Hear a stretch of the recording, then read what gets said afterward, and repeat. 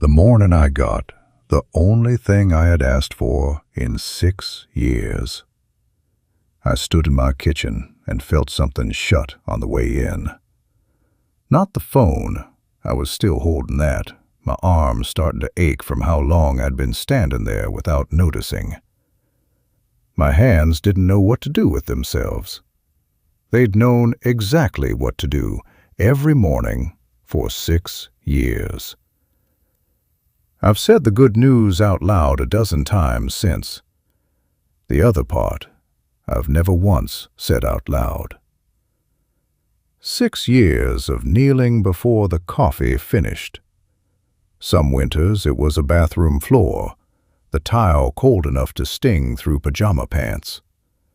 Other years it was whatever kitchen I happened to be renting. I moved 4 times in those 6 years, always for reasons that felt urgent at the time. Always the same 5 minutes, though. The same handful of words, spoken to someone I couldn't see, and never quite named out loud, not even to myself. Just the thing I did before the day got its hands on me.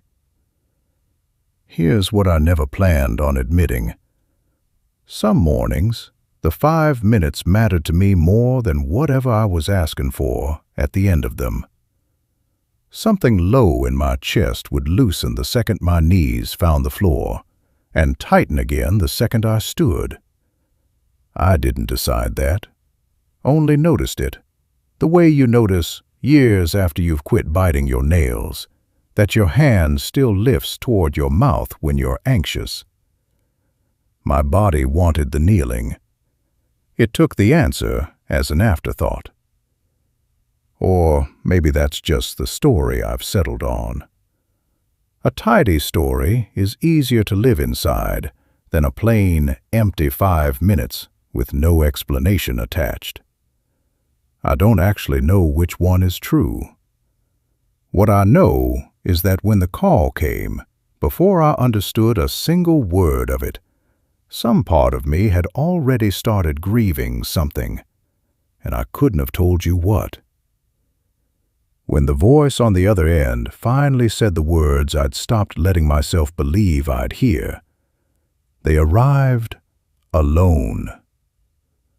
Whatever I had been kneeling toward for 6 years didn't come through the door with them.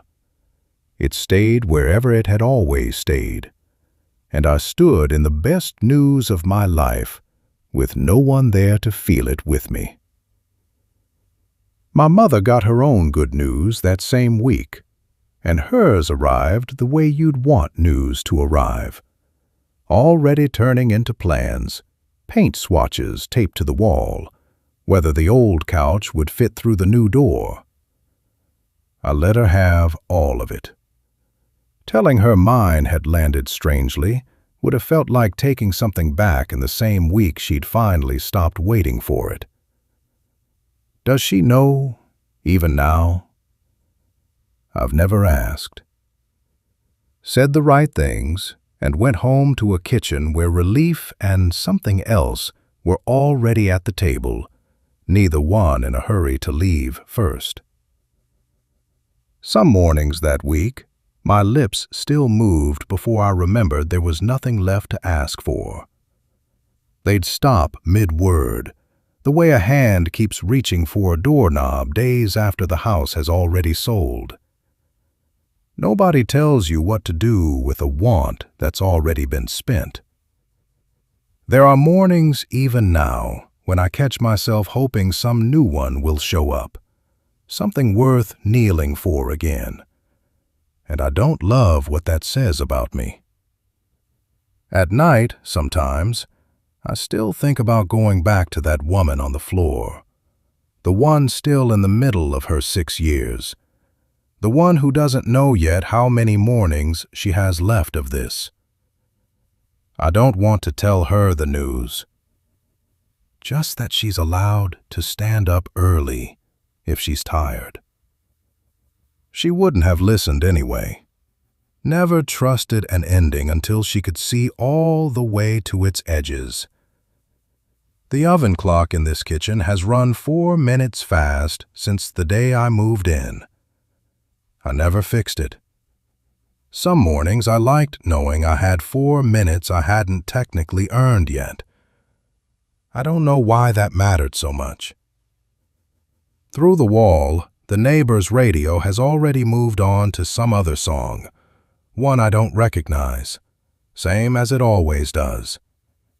I stood at the counter a while longer, my arm finally remembering it was tired, still not sure what to do with my hands, or what to ask for now that the old thing was gone. Some of both, maybe. Not yet.